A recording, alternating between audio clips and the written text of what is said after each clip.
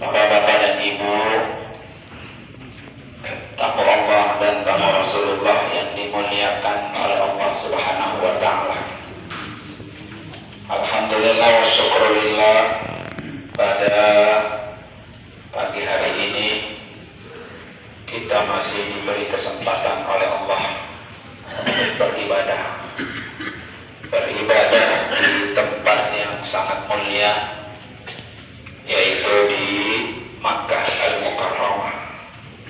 Mudah-mudahan kita semua Allah beri kesempatan bisa datang lagi berulang kali. Para bapak dan ibu, terutama kami yang dari Kloter 9 JKS, yang insya Allah hari Minggu besok sudah akan meninggalkan kota Makkah untuk kembali ke tanah air tercinta. Tentunya buat jamaah yang hari ini akan melakukan tawaf wada. Tawaf wada ini di dalam rangkaian ibadah haji adalah wajib haji. Kalau ada jamaah yang tidak tawaf wada, maka hajinya sah, tapi harus bayar dam 1 ekor kambing.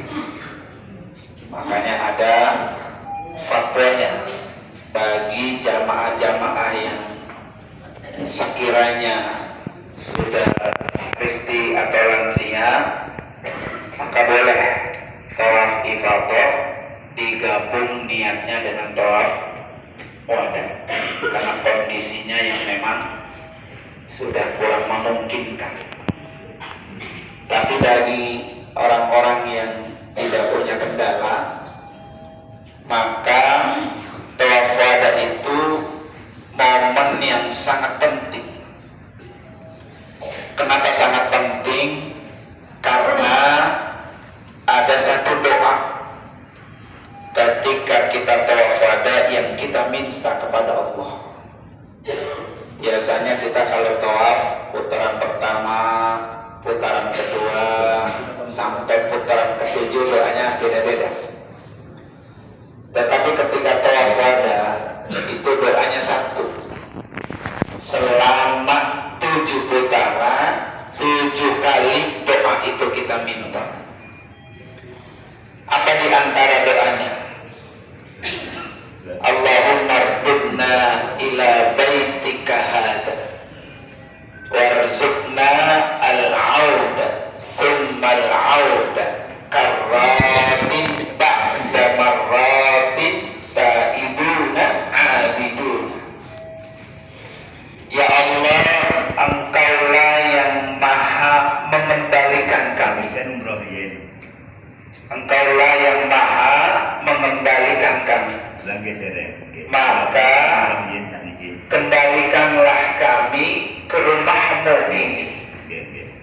Maka kembalikanlah kami ke rumahmu ini, dan berilah kami rezeki untuk bisa kembali lagi ke rumahmu ini berulang kali. Nah, itu kita minta. Ya Allah, berikan kami rezeki untuk bisa datang lagi ke rumahmu ini, ke Ka'bah, marratin ba'da marratin, karratin ba'da marratin, berulang kali. Jadi Bapak Ibu, ketika tawaf wada nanti berdoa bukan minta dikembalikan ke rumah Allah tahun depan, bukan. Tapi mintanya, ya Allah, berikan kami rezeki untuk bisa datang lagi ke rumahmu ini, ke Ka'bah, karratin ba'da marratin, berulang kali. Untuk apa? Taibuna abiduna, untuk bertaubat dan beribadah. Jadi niat untuk kita datang ke Ka'bah ini, satu, untuk bertaubat. Yang kedua, untuk beribadah. Ya. Karena Ka'bah itu Bapak Ibu sekalian bukan hanya ketika kita berada di Mekah. Tetapi Ka'bah itu ada di sini. Qalbul mu'min Ka'bah. Hatinya orang beriman itu adalah Baitullah, Ka'bah. Jadi setiap hari kita harus ketemu dengan Ka'bah, walaupun jarak yang tidak berdekatan. Maka ketika kita ketemu dengan Ka'bah, yang kita lakukan adalah at-taibu, itu bertaubat. Jadi taubat itu Bapak Ibu sekalian harus kita lakukan setiap hari, setiap saat. Dengan apa bertaubat? Satu, dengan beristighfar. Astagfirullahalazim li wa li walidayya, atau astagfirullahalazim alladzi la ilaha illa huwal hayyul qayyum wa atubu ilaihi. Nabi itu beristighfar, bertaubat setiap hari 70 kali atau 100 kali. Nabi yang tidak punya dosa, kita yang sudah dosa, maka istighfar kita setiap hari lebih dari 100 kali karena dosa kita banyak. Yang kedua, dengan bertaubat. Dengan apa bertaubat? Dengan salah satunya salat sunat taubat. Maka salat sunat taubat Bapak Ibu kerjakan tiap hari pula. Kenapa kita harus bertaubat? Karena kata Nabi, at-taibu kaman la dzamba lahu. Orang yang bertaubat itu seperti orang yang tidak punya dosa, bersih, dihapus. Dan ini Allah sudah nyatakan dalam surah Asy-Syura ayat 25.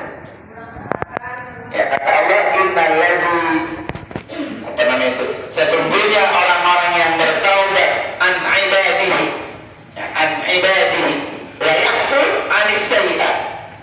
Jadi orang-orang yang bertaubat itu Allah maafkan, Allah hapus dari segala dosa-dosa. Nah, supaya haji kita tetap mabrur ini ya, maka taubat itu selalu kita lakukan. Nah, kalau Bapak Ibu nggak sempat salat sunat taubat, maka boleh orang salat sunat taubat digabung dengan salat sunat duha. Dan kalau duha pasti setiap hari.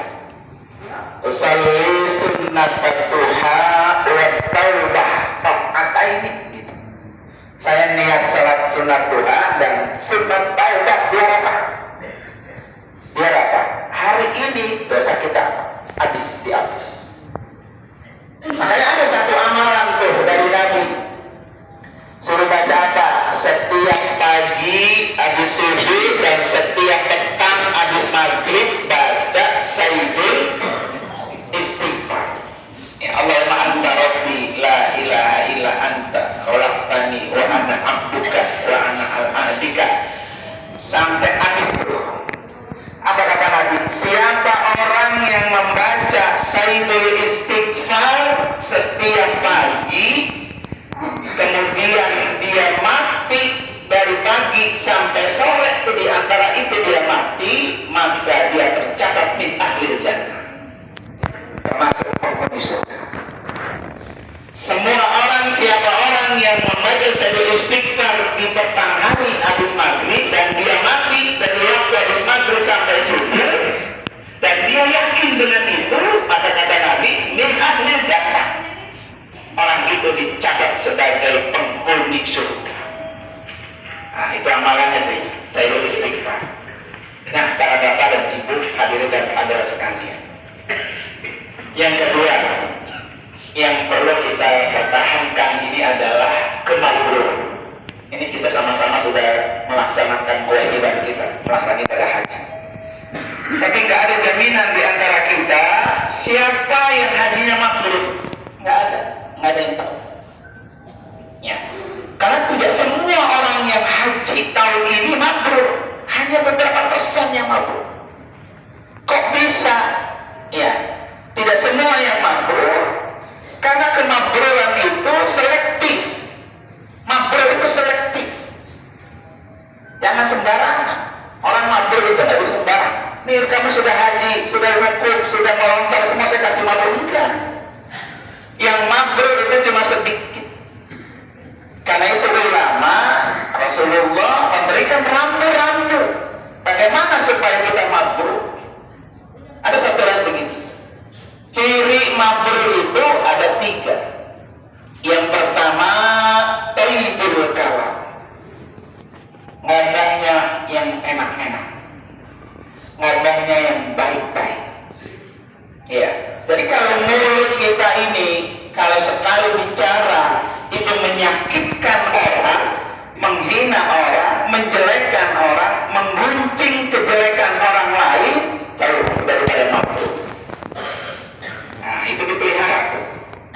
Kalau kita pengen mabrur, maka elemen mulut kita itu jangan sampai menyakitkan orang lain. Apalagi sampai jadi provokator. Ya, provokator itu maka akan jauh daripada mendapatkan apa? Mabrur. Hati-hati. Kita haji itu lelah. Kita haji secapek. Duitnya kita keluarkan banyak. Ya kan? Tapi ternyata mulut kita ini tidak kita bisa jaga, maka orang ini jauh dari mabrur.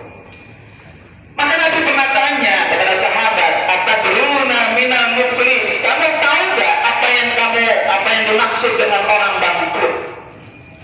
Tahu nggak kamu orang bangkrut itu apa? Kata Nabi. Kata sahabat, orang bangkrut itu ya Rasulullah, orang yang tidak punya harta, orang yang tidak punya duit, itu bangkrut. Kata Nabi, bukan. Orang bangkrut itu, ini ada hadis saya catat.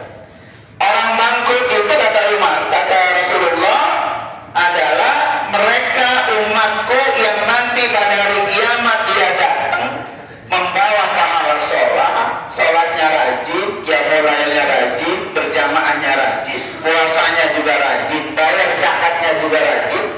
Wayati qad syatama hada, tapi dia juga sering melakukan apa?